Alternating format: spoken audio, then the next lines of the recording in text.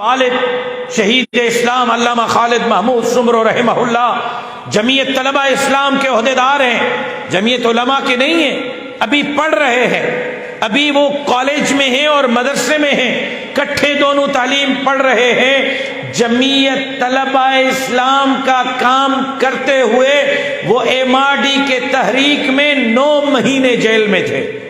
9 مہینے ہم 9 منٹ رہنے کے لیے تیار نہیں ہیں اور لائے ہیں انقلاب برپا کرنے کے لیے۔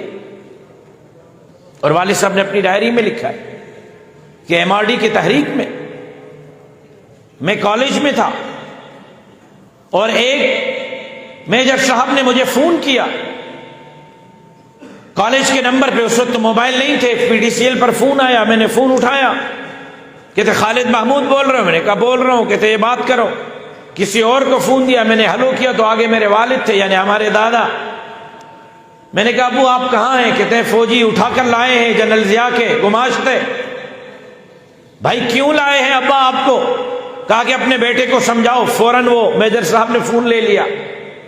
کہتے ڈاکٹر صاحب بات سنو، تم ہماری بات نہیں سنتے ہو، اپنے باپ کی سن لو، اپنی باپ کی مان لو، یہ بیروی کو چھوڑ دو، یہ مفتی محمود اور فضل الرحمان کو چھوڑ دو، خاموشی سے بیٹھو، اپنے پرچے دو، اپنے امتحانات دو، پڑھو، اچھے ڈاکٹر بنو۔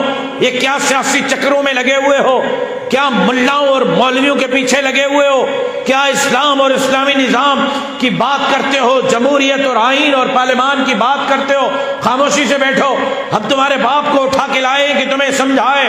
تو والد صاحب نے اپنے ہاتھوں سے اپنے ڈائری پہ لکھا ہے اور میں جلد یہ ڈائری کے ورق جمعیت طلبہ کے حوالے کروں گا، وہ اس کو شائع کر کے اپنے طلبہ کے لیے مشعل راہ بنائیں کہ والد صاحب نے لکھا ہے کہ میں نے میجر کو کہا کہ میجر صاحب وہ میرے والد ہیں، وہ میرے محسن ہیں، وہ میرے مرشد ہیں، وہ میرے مربی ہیں، وہ میرے استاد ہیں، لیکن جماعتی نظم میں ان کا پابند نہیں ہوں، وہ میرے پابند ہیں۔ اگر آپ اس لیے لائے ہو کہ میں باپ کے کہنے پہ جماعت کو چھوڑ دوں گا، یاد رکھو میں اپنے والد کے کہنے پر بھی اپنے مشن کو چھوڑنے کے لیے تیار نہیں ہوں۔